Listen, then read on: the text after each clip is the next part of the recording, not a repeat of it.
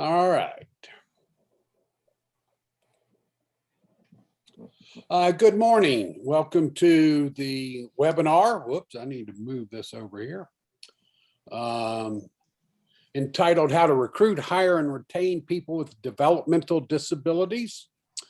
This morning it's hosted by the Southwest Louisiana Economic Development Alliance and the Louisiana Developmental Disabilities Council. And we welcome everybody today. I'd like to introduce myself. I'm Gordon O'Neill. I am the Working Together Campaign Coordinator and working on behalf of the Louisiana Developmental Disabilities Council. I have a marketing public relations firm that has been involved in the disability communities and issues since 2004, and we provide communication services in the state of Georgia, North Carolina, Ohio, now Louisiana, and Kansas for the councils in those states. Not only do we do that, we walk the talk, if you will, in that we have an ongoing internship program where we recruit people out of local colleges to come and work for our agency, and we'll talk about that a little bit more. Jeff Arsenault, would you like to introduce yourself? Yeah, Gordon, thanks a lot. I'm Jeff Arsenault. I'm a man with cerebral palsy. I was born with it.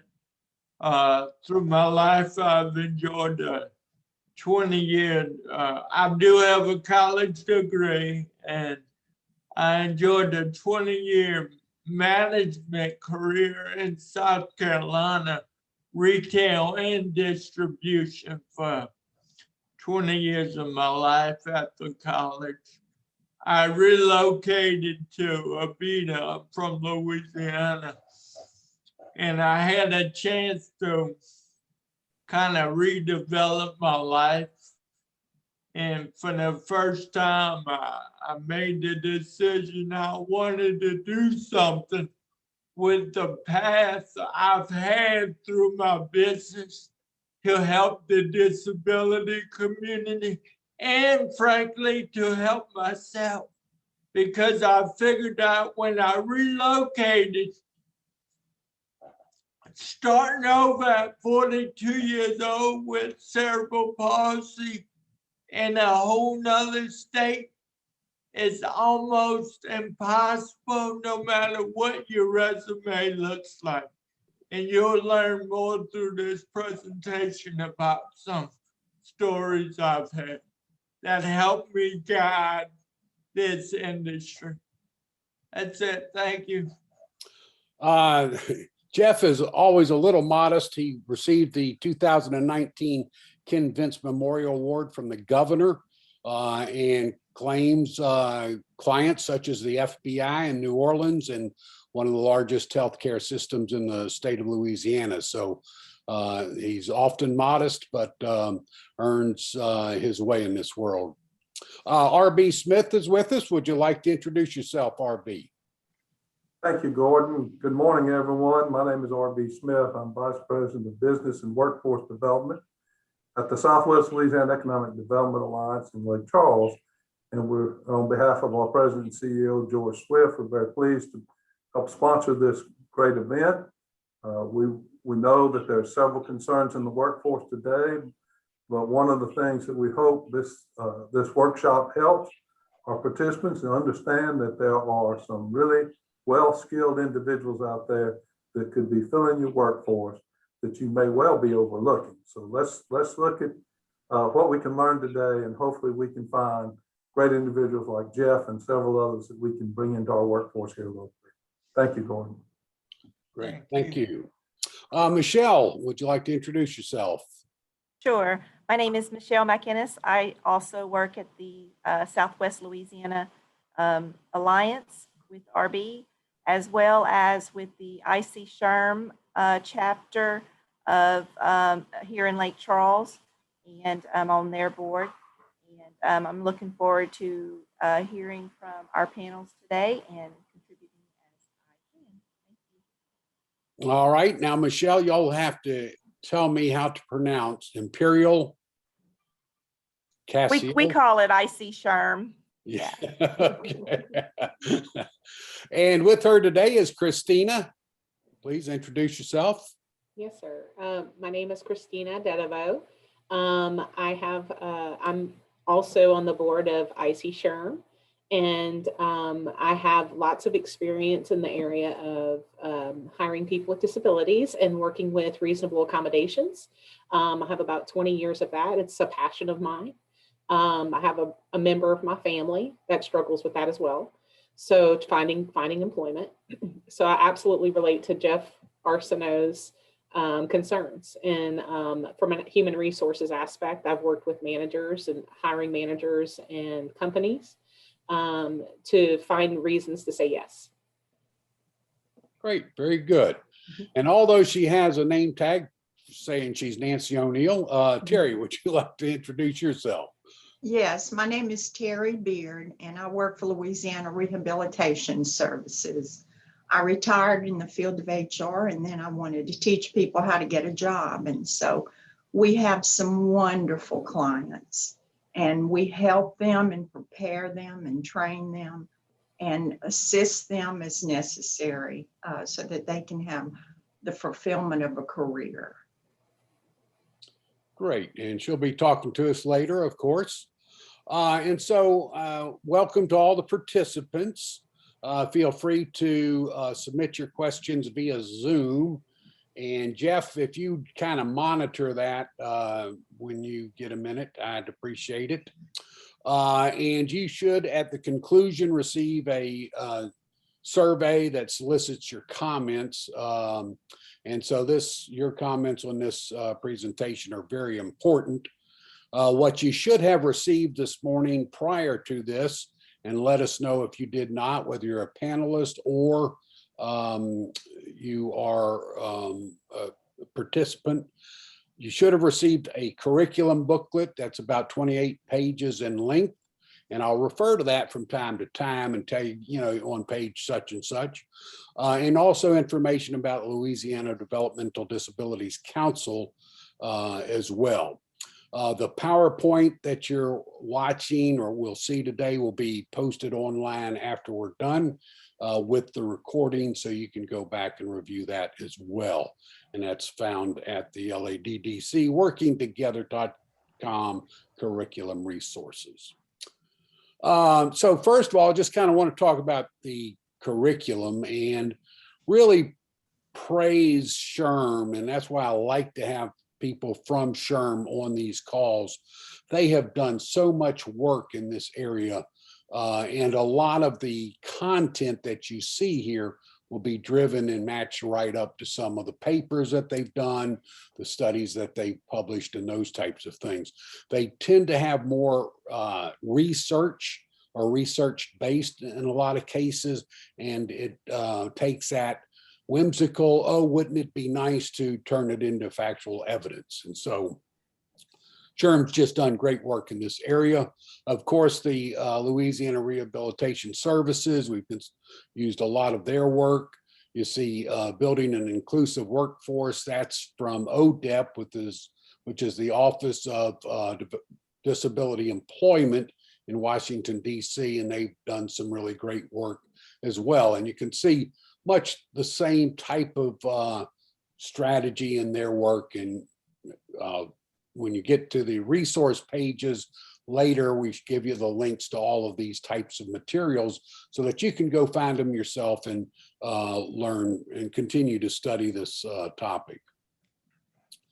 I would like to kind of stress that my goal today is to give you step-by-step strategies to successfully recruit, hire, and retain people with intellectual and developmental disabilities in a competitive and inclusive workforce.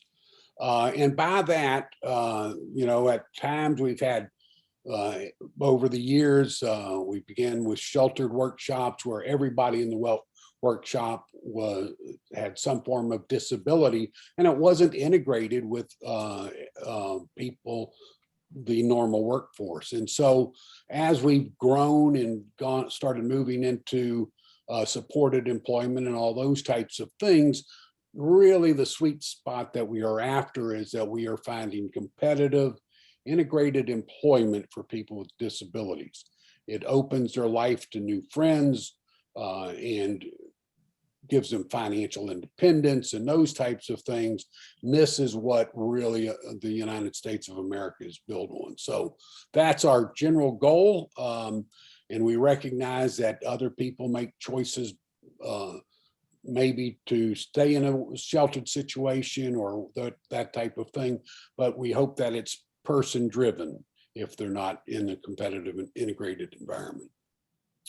We also want to show you how to access a unique pool of potential employees, all with a diversity of skills who are eager, reliable, and committed to succeeding in a competitive and integrated workforce. They are charming, and I'll talk about one of the young men that came to work for us and really he brought a real spark of energy to our firm. We also want to make this with those resources I'm talking about and those goals and strategies. We want you to be able to feel like you can do this yourself if you choose to. Perhaps if you're a small business and those types of things, you might want to do it yourself. And I think with the resources that we will provide and point you to, you could do that. You could also rely on Louisiana Rehabilitation Services, and we'll let you'll hear from them at length as to all that they can help you achieve and do for you in achieving employment for people with disabilities. When you talk to Louisiana Rehabilitation Services, they deal with all disabilities, anybody that has been disabled and is trying to get back into the workforce. The Louisiana Developmental Disabilities Council, when we speak, we're most concerned about people with the most severe disabilities, and they tend to be the hardest to place, quite frankly. And so people like Jeff with cerebral palsy, Down syndrome, these types of things are harder to place than perhaps somebody recovering from an injury from employment and those types of things. So you can rely on specialized placement and consulting agencies. We'll point to a couple of them that you might rely on there in your communities, and you can reach out to them and they can give you that expertise, bring it to the table. And quite frankly, that's what Jeff Arsenault is doing for the FBI and others. So how's an employer going to benefit from really participating and hiring people with disabilities? And this goes back to some of SHRM's studies and those types of things. Generally, employers love their enthusiasm. And as you get to know Jeff, you're going to find one thing out about him. He's got enthusiasm. And so when you bring that spark to an employment situation, it becomes contagious, and employers tend to love that. Their reliability and they improve team productivity. Well, how is that going to happen? Well, they're kind of interesting. They tend to get to work on time. They get back from breaks on time. And these are that reliability that becomes, again, contagious.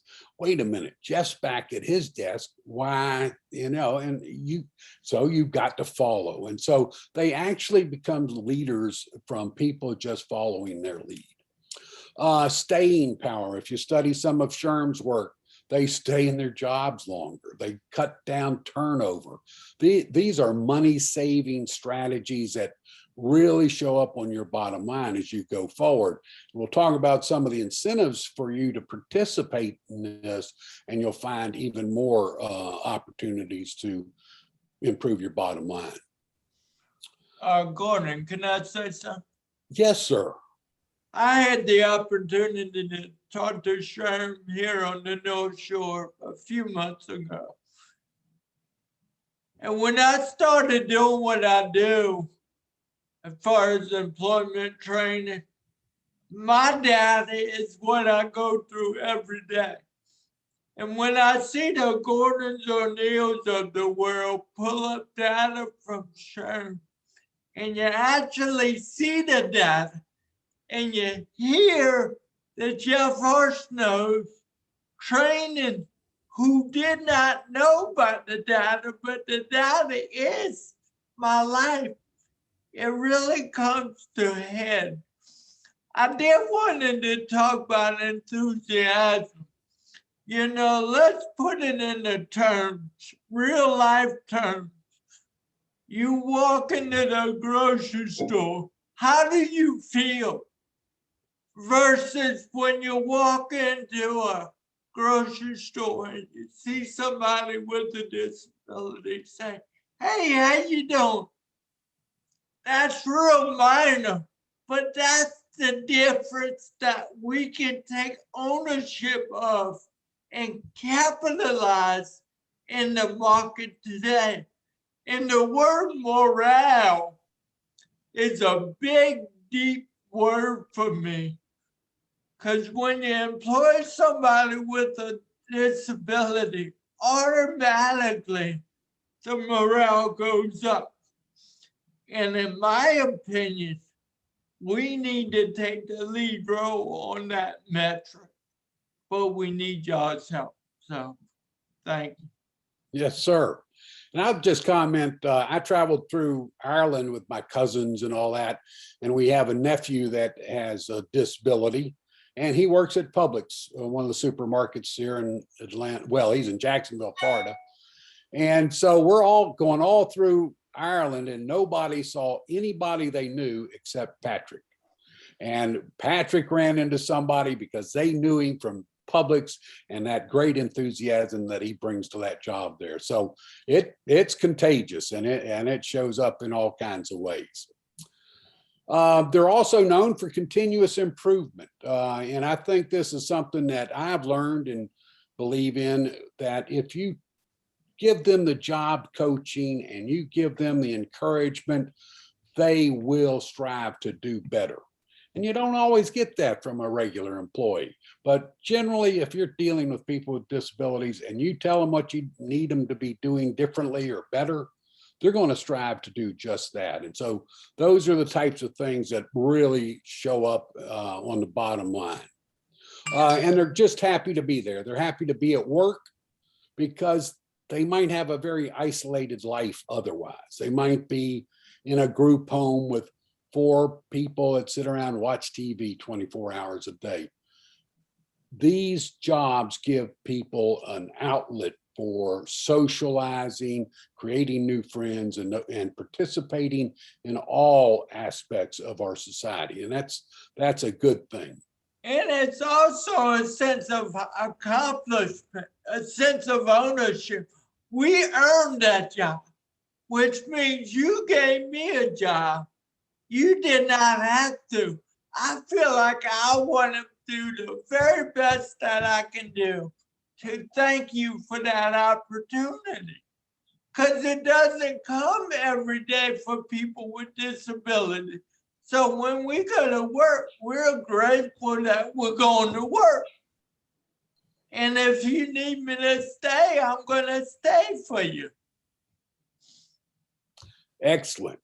And creativity, innovation, and energy. That's what I kind of consider it all about. And I'll just share with you a young man named Deontay that we hired as a video editor and producer. And he came to us from a local college out of their, what we call an IPSE program, post-secondary education. And so we assigned him a project. And quite frankly, when he showed it to us, it was substandard. We could not deliver it to our client. And we sat him down and we told him exactly that. This is not to the standards that we needed. This is not to the standards that our clients expect. And so he loved milkshakes. And so he changed the title of it to Shaking It Up with Deontay. And his guests, whenever he interviewed somebody, he would bring them a milkshake and him a milkshake. And they would talk. It was all about shaking it up with Deontay. And so all of a sudden, a little bit of encouragement gave him the spark for innovation and brought the energy to the job. And he really did an outstanding piece of work. Just for the record, he went on to go to work for CNN, which is a plum job here in the Atlanta market. So what can employers do? And Christina, all of y'all are welcome to chime in anytime you want to make a comment. You can include people with disabilities in your diversity recruitment goals. I think that's step number one. And ensure your hiring policies and attitudes presume ability and normalize support. And we'll talk about all of these things in a little bit more detail as we go forward. You need to assure accessible applications. Is your application so complicated and so small and those types of things that a person with a disability may struggle to fill it out? How can you build accommodations into your interviewing process? Are your facilities accessible and welcoming to people with disabilities? Can you can customize job descriptions. So if you have a person that the last step is to take a 50-pound box and deliver it to the next workstation that they've packed, and they have cerebral palsy and can do a great job packing that box, but that last hurdle holds them back, then look at job customization. Can you rewrite that job description and ask the person to their right where it's going to come get it instead of them delivering it or pushing it down the line? So those are the types of things with supported employment and assistive technologies and making sure they're welcomed in your workplace. And I'll add in, if you don't mind. Sure. Love it. So I know that if you're an employer right now, you're probably struggling with trying to find qualified applicants. If you are a member of SHRM, the cover of the magazine, this month is the turnover tsunami. So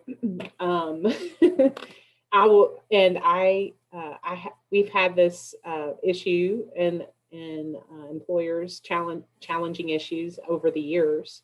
And so I've worked with Terry before, Terry that's on this call, to look for more applicants. So if they're not coming to me, how can I find them? How can I find skills and ability that will match what we're looking for? And I talked a little bit about finding ways to say yes, but you're talking about the 20-pound limitation. There may just be some little tool you can buy that is going to help that person be an outstanding employee. Whereas if you look at the turnover, it's going to cost you way more in turnover by just going the route of the easy route. But I'm sure there are tools in your market.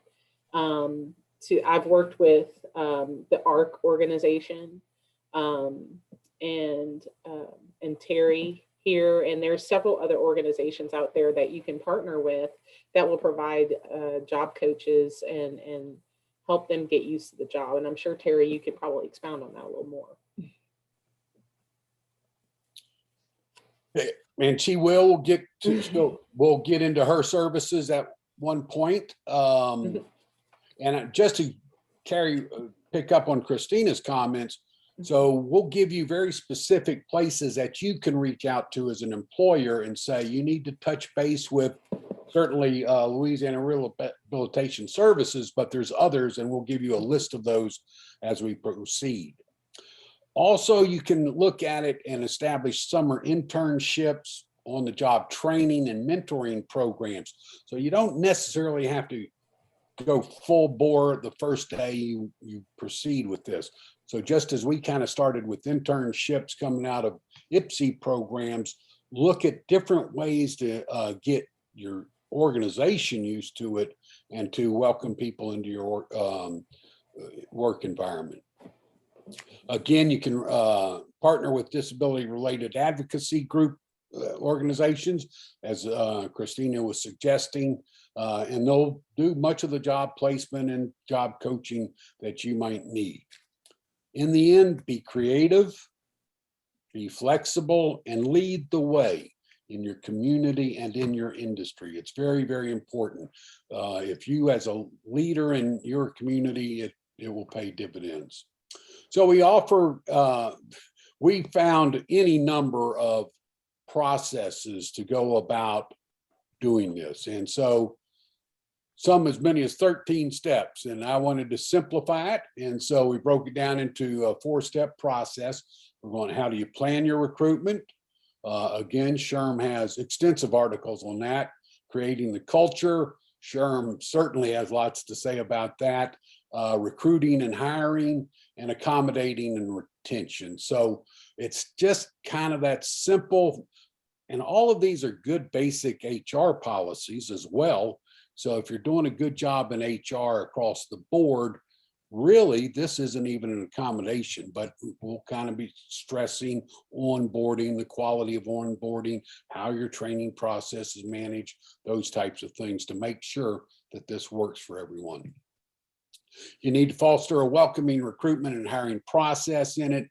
You need to be flexible and open to the talents of all the qualified individuals and focus on abilities, not disabilities. You could have Jeff come in and apply for a position at your place of employment, and you could just get off track thinking about what he can't do and what they really need to do. What can he do? How can he fit into my organization? Goes back to Christina's, how can we say yes type thinking. Planning first, I call it an HR SWOT. And again, you'll find papers about this type of planning from SHRM and others, but you need to identify your strengths, weaknesses, opportunities, and threats within the organization's workforce. And as you start identifying specific job titles, functions, or needs that may offer an opportunity for someone with a disability, then it becomes clearer to you how this can actually become a positive step forward. You can use job customization, support strategies to better fit people with disabilities into specific jobs. So, and again, include job coaching, supported employment services. In some instances, state agencies will actually send somebody to the job and support that individual in their work. And then assistive technologies.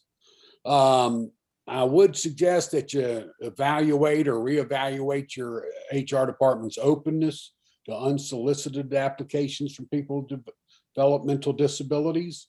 You know, how do you react if somebody on crutches comes in with cerebral palsy into your lobby to fill out an application? How do you react, but also how does a receptionist act? These are the types of things or react that can, you know, set the stage for a very positive environment. And we would want you to pay attention to these types of things. Recruitment messaging, how can you encourage people with disabilities to apply? Spend a little bit of time on that. Involving your senior management and supervisors in developing that new recruiting strategy. So if you go back to the idea of I've identified the problems we've got, and housekeeping in the hotel industry is a prime example. All right, I have terrible turnover there. I have job dissatisfaction. How can I fix that? So if you then go to the general manager or whomever and you say, that's one of our problems, here's how we might approach it. And all of a sudden people start buying into this might be a strategy that works for our organization. Again, consider internships, OJT, on-the-job training and mentoring programs. That OJT that is sponsored by Louisiana Rehabilitation Services will pay dividends for you And Terry will tell you about that at length here shortly, but be very mindful of that as an opportunity. And then, well, son of a gun, consider partnering with Louisiana Rehabilitation Services or specialized placement service providers. And I'll give you a few names shortly. Ensure fairness, prevent discrimination. And as Jeff likes to say, no sympathy, just a little empathy. Jeff, you generally chirp in there. Yeah, I got so many things running around in my head. You know, above, you talked about the receptionist. Why is that important?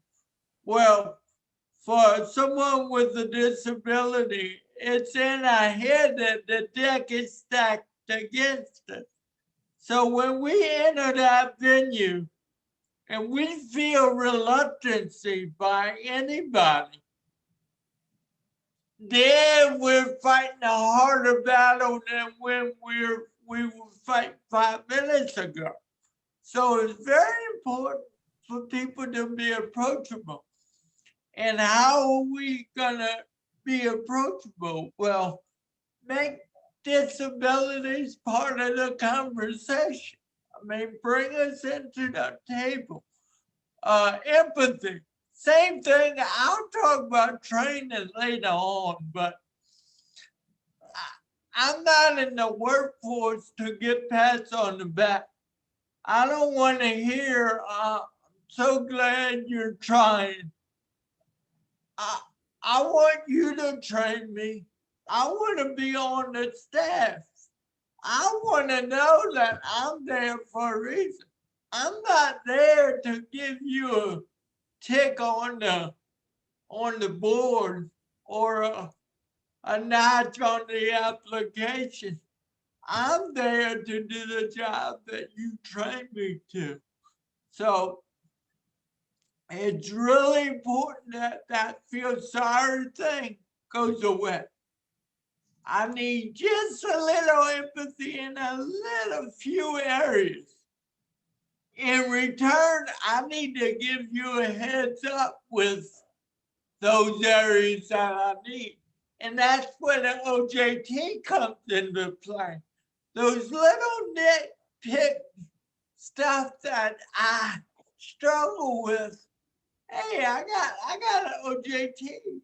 They can support me in this. I got LRS. They can support me in this. So the employer don't have to feel like they got to do everything. They just need to be aware of LRS and how to find the Christinas of the world. So you got a little more than you bit off. So RB, let me ask you, what are you seeing in the y'all's market? Are y'all seeing a tightening of the labor force or what's going on there locally?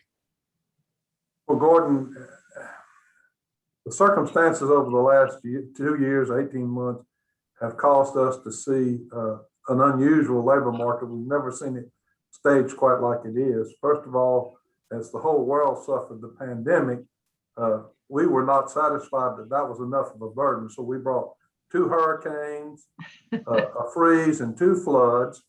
And we're back in hurricane season too, by the way.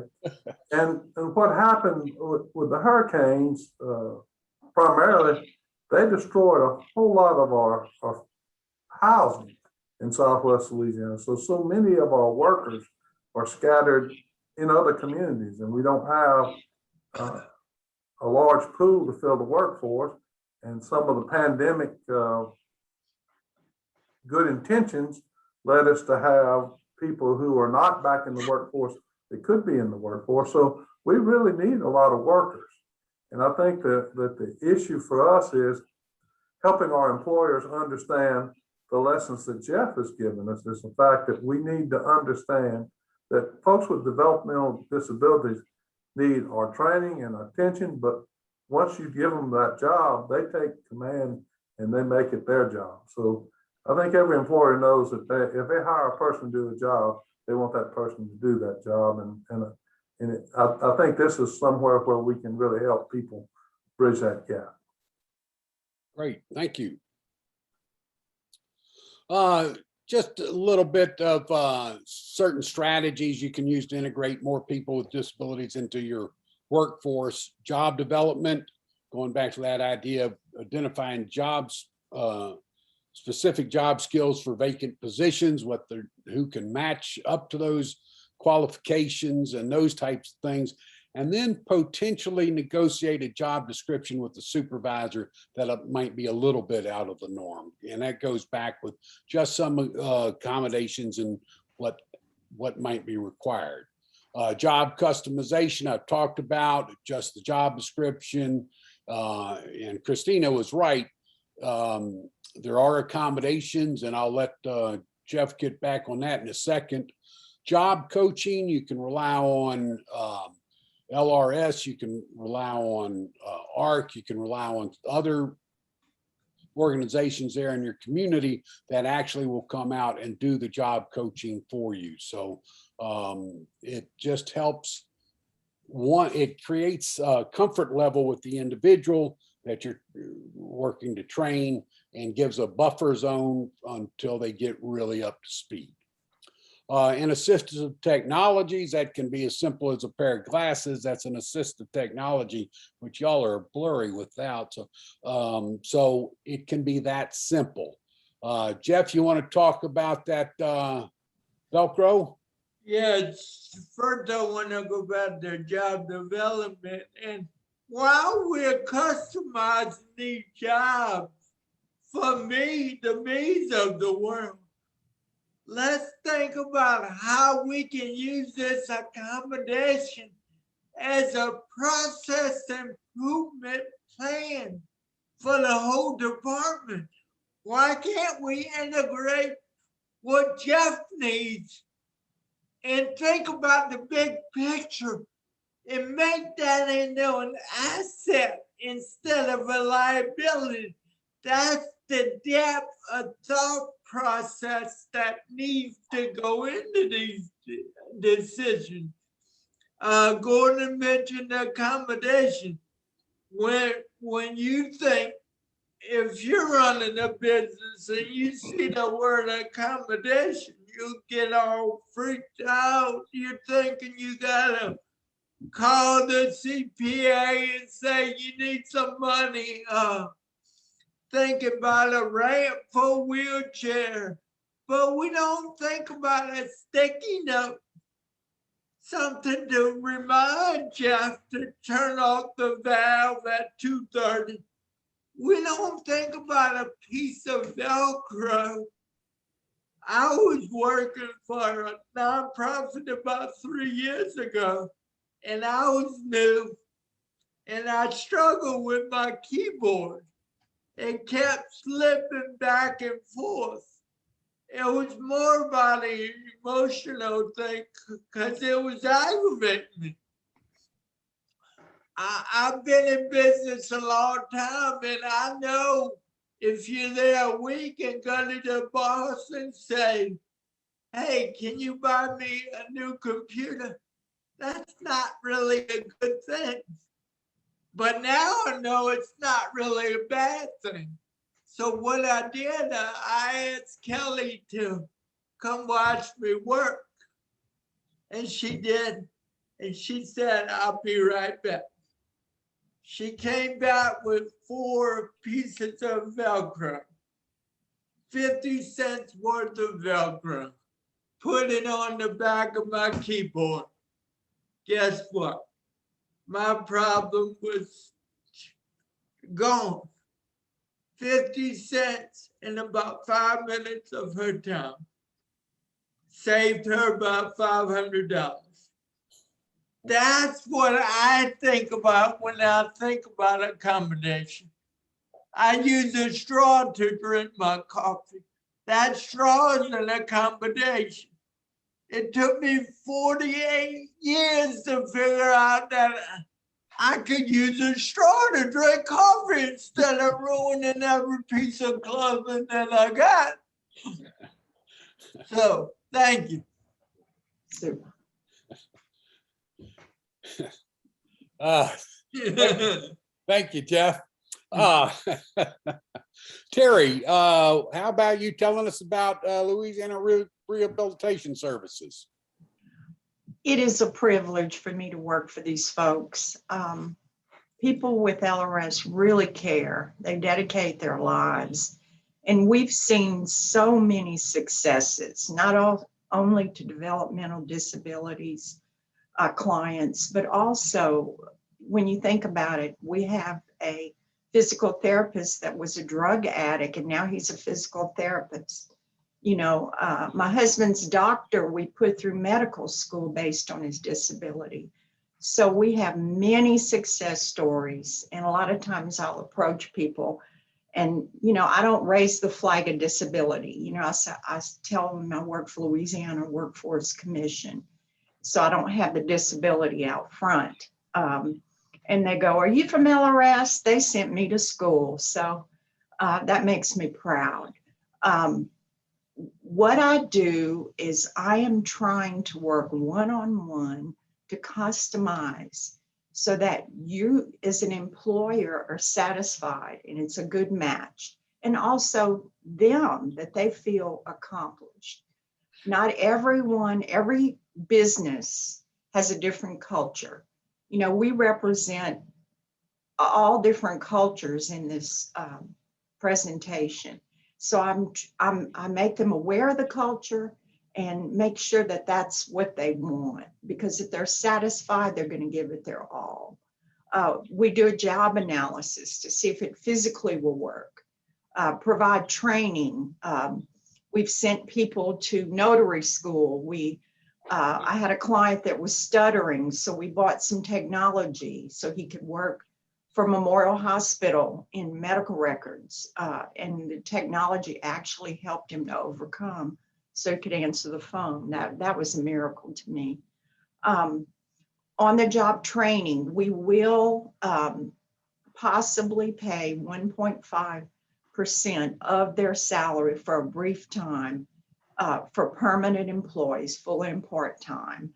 And what you pay them is your business. You know, we have an engineer that we place. Of course, his salary was very high, so that wasn't a problem. Also, we have physical therapists, engineers that can assess the workplace to see what they need. My daughter's a teacher. She needed 2 special chairs because of a back injury. So they went and observed, and she also needed a hearing aid. So we help working people too. Sensitivity and adequate training. We all can be more sensitive to people with disabilities.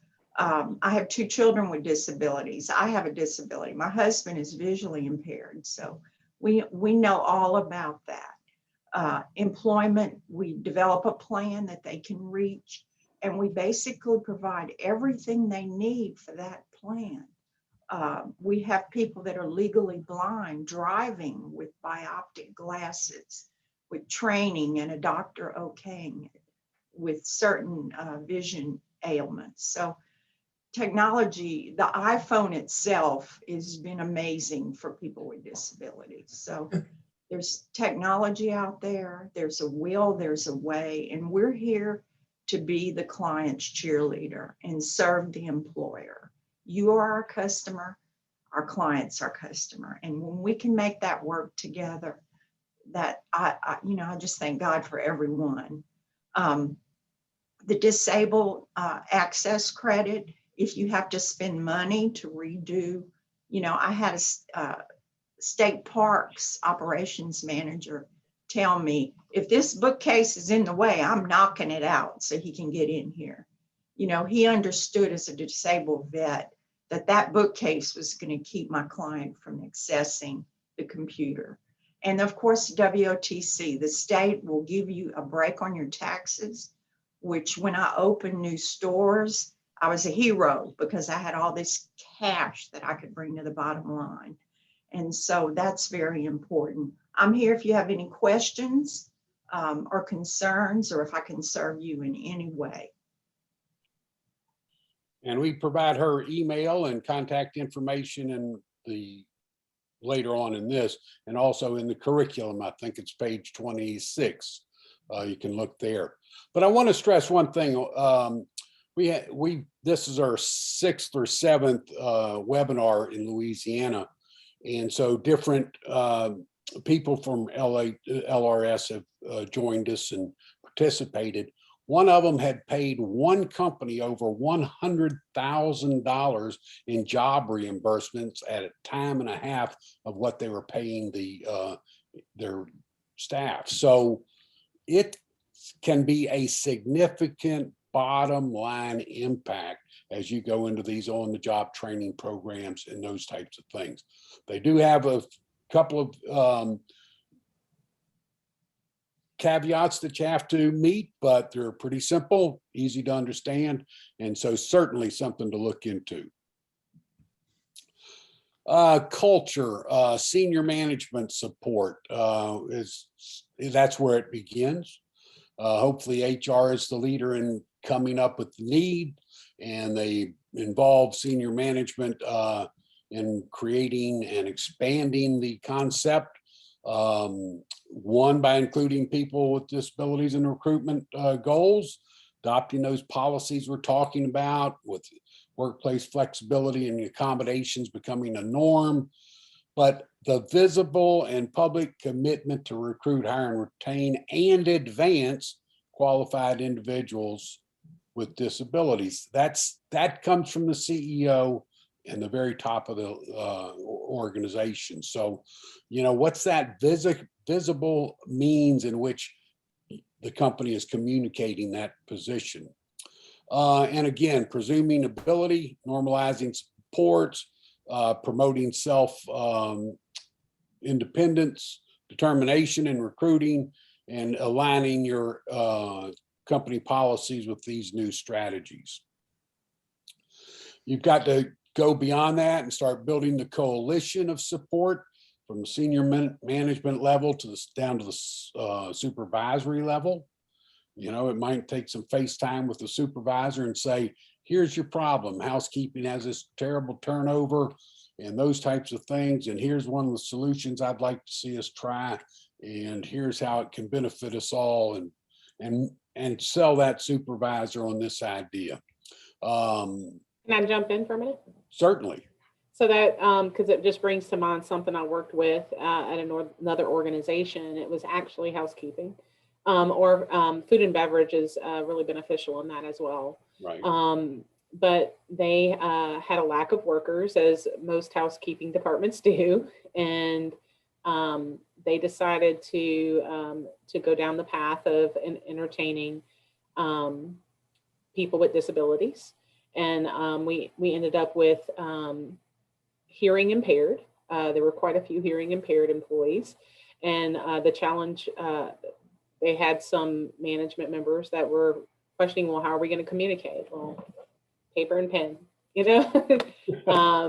there's phones, nowadays. And so that it was much easier. Once they got one on board and then another one, and then we ended up with 5 or 6 at one time at a certain point. And it was extremely beneficial.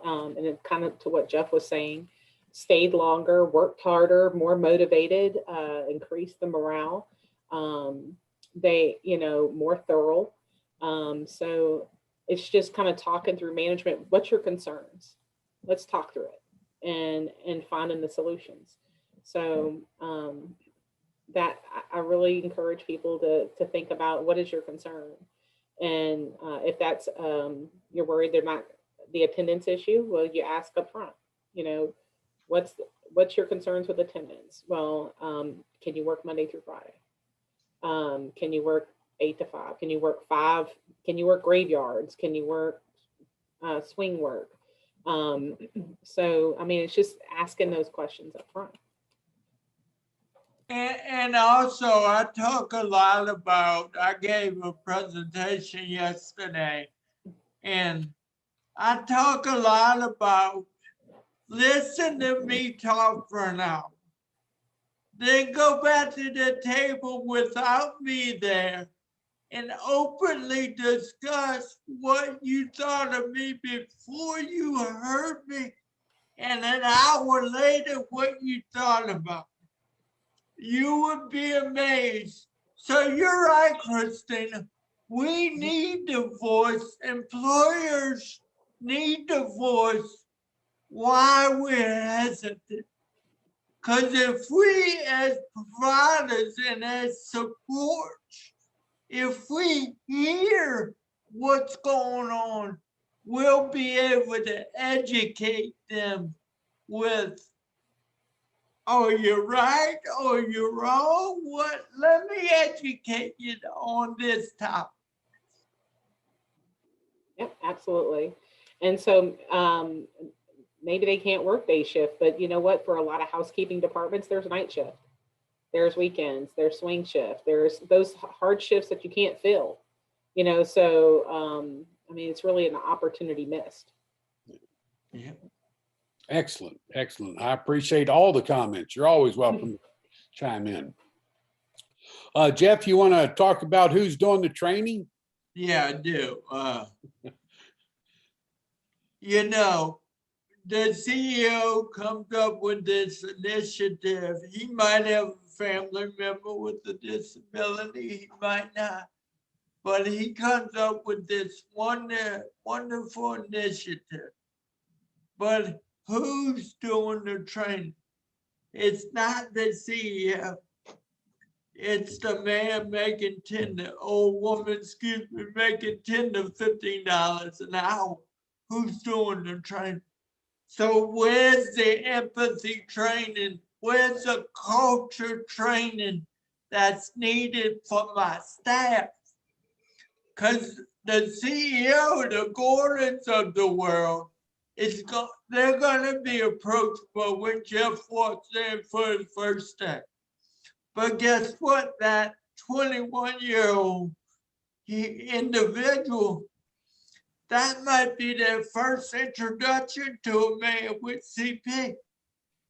What's that first 3 hours gonna be? A waste. Because it's gonna be uncomfortable. So it's very important for me to take this incredible initiative, I don't like that word, but it is what it is, and bring it down to staff level and say, here's what's about to happen.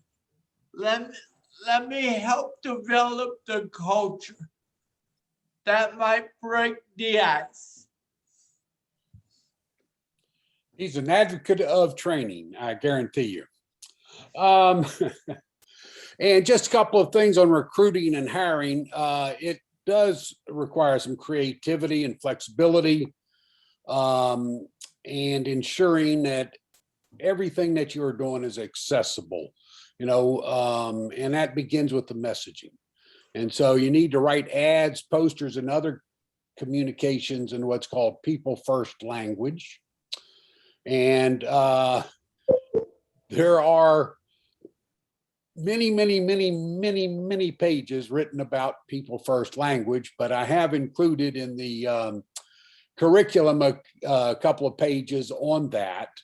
And basically you'll hear, I normally will say people with disabilities. I don't say, and I wouldn't say he has cerebral palsy, a person with cerebral palsy. And you just kind of give it the respect it deserves or they deserve. And so just pay attention to your language. Again, assure the application and interview process are accessible and appropriate, and make reasonable accommodations available. Perhaps it's going to take them longer to fill out the application. Perhaps you need to allocate more time for an interview. Perhaps, what are the other perhapses that might come up? And so assure the applicants of the organization are welcomed to bring assistive technologies to the site and those types of things. It's just critical to having that culture conveyed to them as they participate in the hiring process. here's some very specific things that people you might reach out to. So say, I've got a vacant position. What do I do? One, you can reach out to Louisiana Rehabilitation Services, and they all have red specialists. And I think that is what Terry is in this case. So she specializes in the reds in this particular field.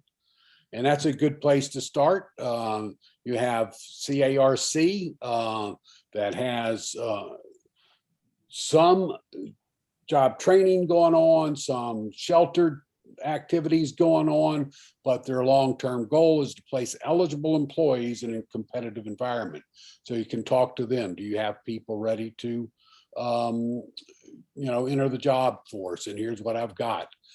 Families Helping Families of Southwest Louisiana. That's where the parents and the families interconnect. And so you might say, we're really looking to beef up our, we've been talking about housekeeping. So we'll say housekeeping department. We'd like all your families to know that this is not a possible opportunity for people with disabilities, and let them handle that, get that out to their memberships. Got Autism Services of Southwest Louisiana, can do much the same. Goodwill Industries, they offer job readiness, placement services, and employer services as well. Go to your local high schools. If you got a local high school down the street, go find out if there's a special education program there, what they're doing. Can you get internships built? And those same programs that are available through LRS are available on the youth level too. So when you're doing things like this, you might get that reimbursement of a time and a half. Go to area colleges and university career centers with post-secondary education programs. Sowella, is that how y'all pronounce that? Sowella? Well, Technical Community College would be a good place to check with. McNeese State. Those are the only two that showed up in my research. Do y'all have any to add? I would say SLIC, Southwest Louisiana Independent Center. So that I think I was wondering if you're going to get to the Louisiana statewide independent living, and I was like, I think that's a little different than SLIC. They do something really similar. Okay. So So it's SLIC. SLIC. All right. And I would just add that in our community, we all know each other. And so when we come across something, we share it. So I would say that our community is itself is a resource, because we all get together on a regular basis. We pass around information and we share it with not only the employers, but other organizations that can help as well. So I think that's a very positive plus in our community. And right along those lines, seek referrals from your employees, reach out to people in your church, civic or fraternal organization. If you're in Kiwanis or Rotary or Women's Club or whatever, let them know what you're doing. And I think that's very nice of you to say, Michelle, that, hey, that's our community. That's how we get things done here. So, and so post a sign if you own the cafe on the, square, you're looking for people to help take care of the restaurant. You can put people with disabilities are encouraged to apply. Why the heck not? Let me mention something, and I don't typically go here, but I will. It's really important for us to talk about what we're doing, not only at work, and I put this on us, and I would ask you to put this on your clients or your individual. Let's get out and say, hey, I need a job. And here's what I'm good at. It's gonna take empowering your clients to talk openly about what they're going through with employment, because we need to put employment on the radar, because we need jobs. And the only way to break down that barrier is to help people realize that we do need jobs. Very good. You can I also have looked at some job boards and those types of things.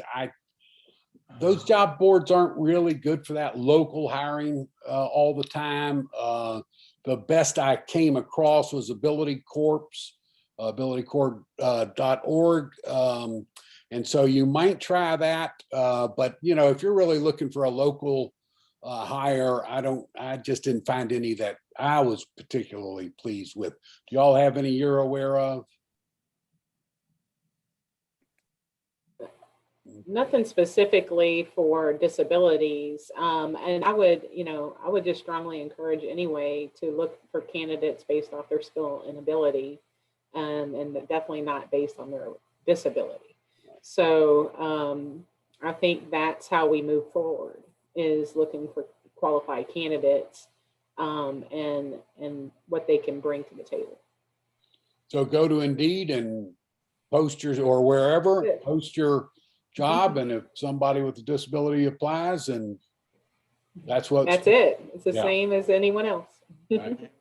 And I've got to put a plug in for our local America's Job Centers. We do have counselors there that work with Terry, and we're working with people with abilities and disabilities. We try to find everyone a job based on what their interests are and what their abilities are. So certainly that's a free resource to our employers and our job seekers. So we want to encourage them to go there as well. All right, very good. Thank you.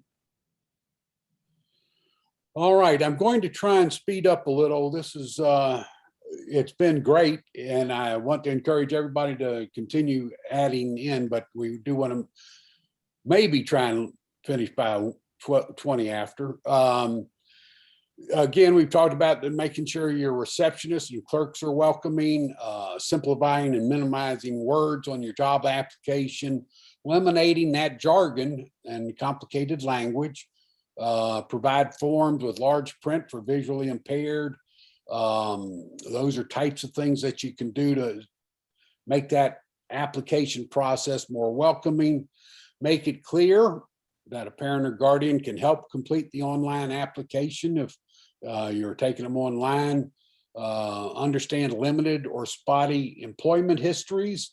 You know, that's just part of it. People with disabilities have different looking resumes, and you have to be willing to accept some of those holes that may be there for any number of different reasons.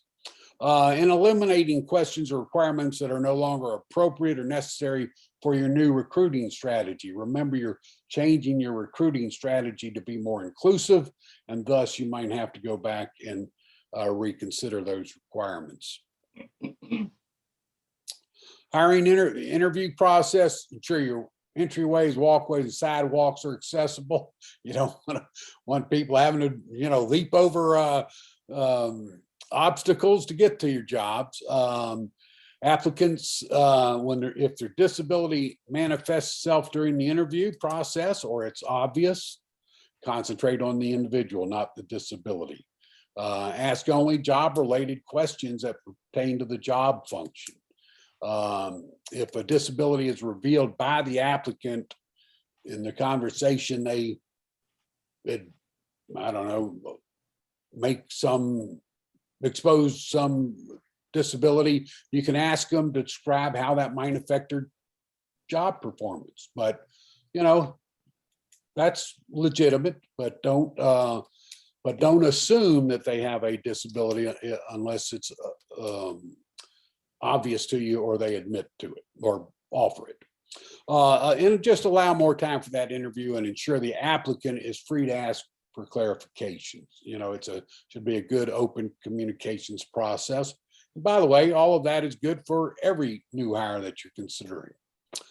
On the accommodations, assistive technology, voice recognition systems, self-operated audio systems, telephone recording cassettes, and audio language, that's becoming very reasonably priced and available and through your local telephone provider or whatever.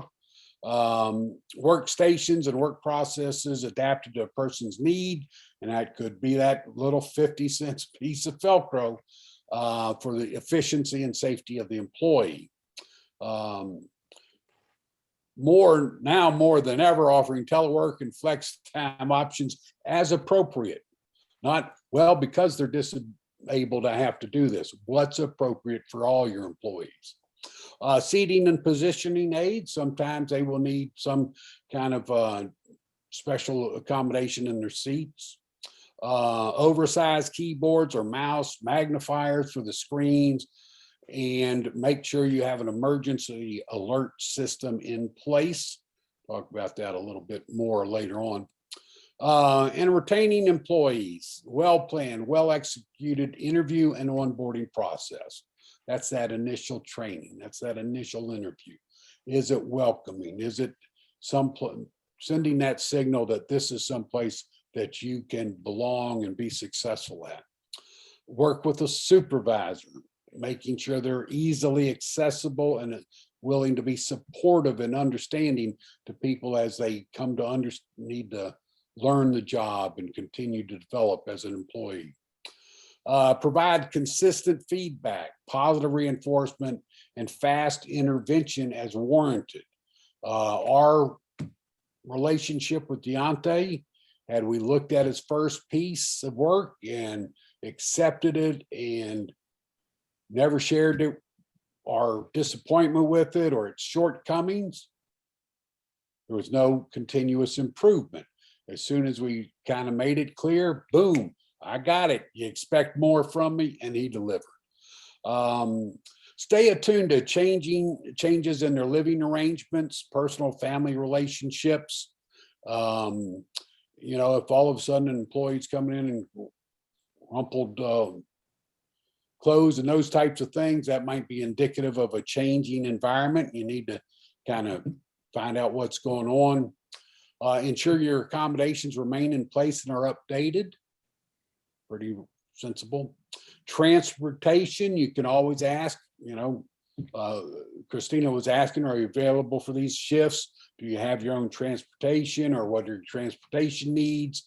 How will you be getting to and from work?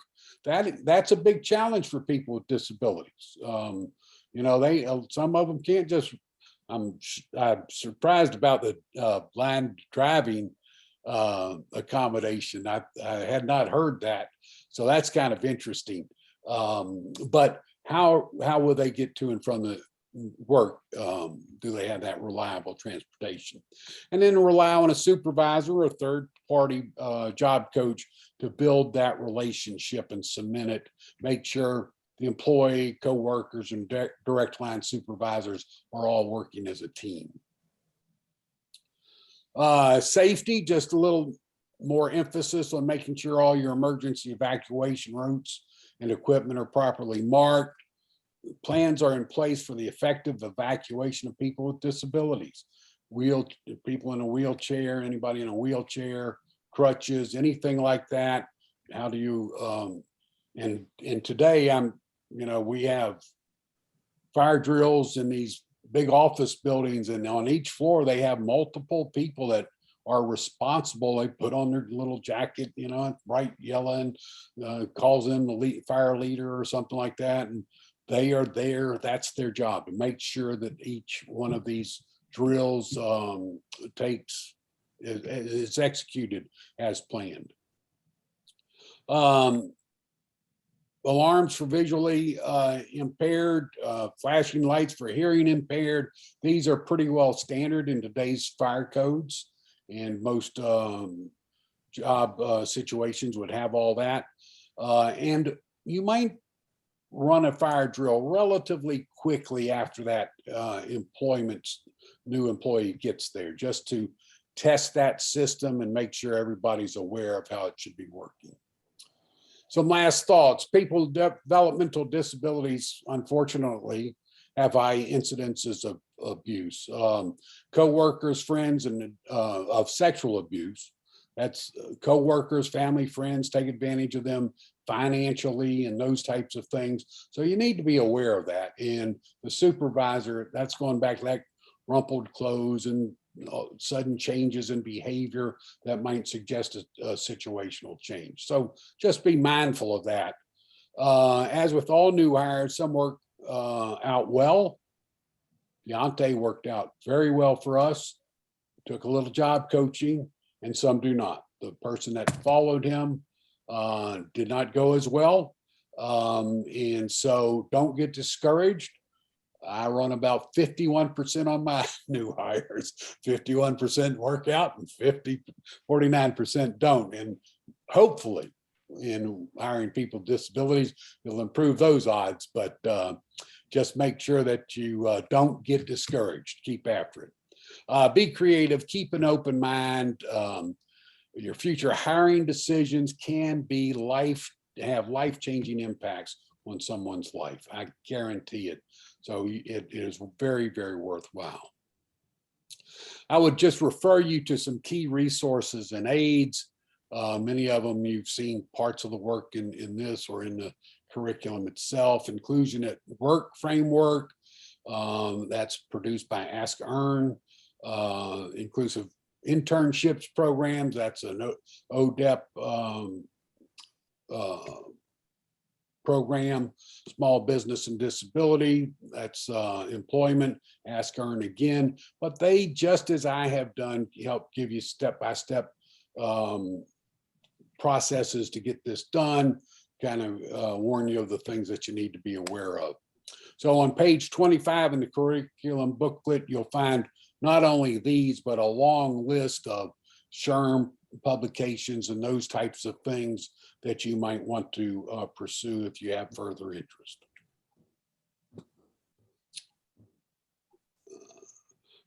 So in conclusion, hopefully we provided you that step-by-step strategy to successfully recruit, hire, and retain people with intellectual developmental disabilities, and that the outcome will be a more inclusive workforce. We hope that you understand that you will enjoy the employees. They truly love their jobs, they're reliable, they're productive, and they strive for continued improvement, and they inspire those around them to do the same. We tried to give you very specific directions on who you can reach out to connect with people like this, connect with organizations that can facilitate finding these employees. And so please refer back to those pages. And we encourage you to embrace your creativity and become a leader in your organization, your industry, and your community, and make this a reality. Any comments from my various panelists? I think I would just say, don't be afraid. And in whatever challenges or questions you might have about a person with a disability could relate to the same with any other applicant. So if you're worried about their timeliness or ability to come to work, you have that same problem with a normal hire. If you're worried about, their ability to lift weight, then you ask that question. You're worried about their ability to stand, you ask that question.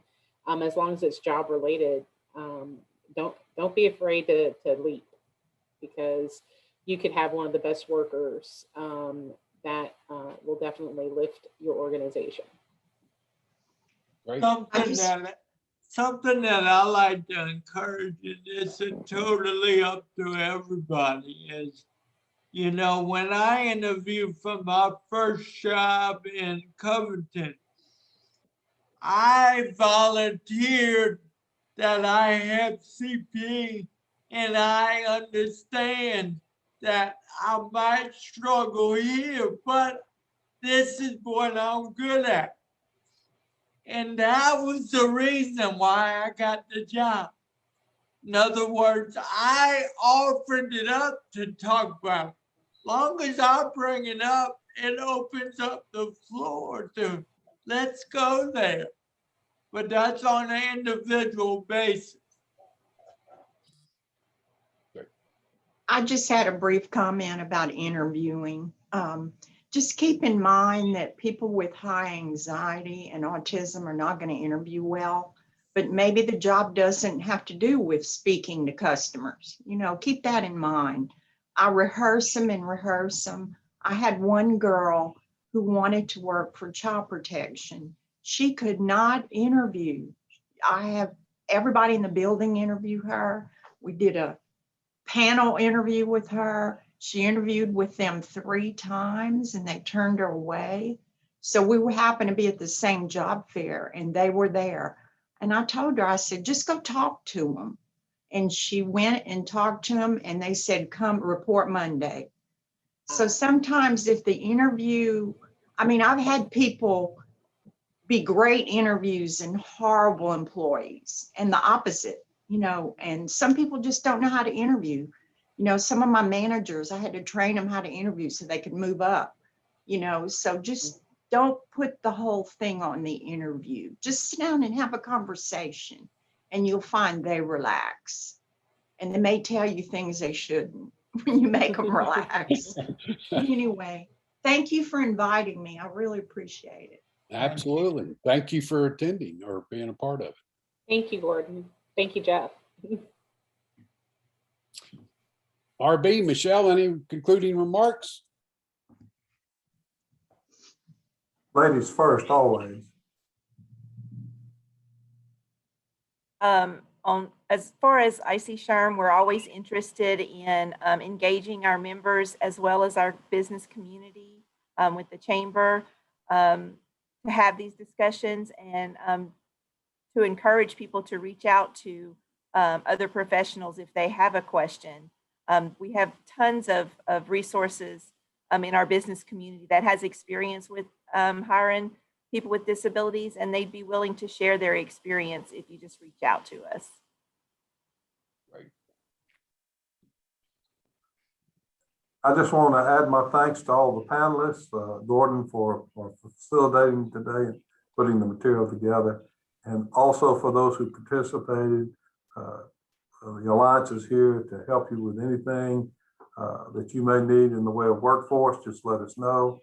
And certainly we're very excited to have learned what we have today about a pretty good untapped source of good employees. So we're looking forward to supporting that effort more and more in the future.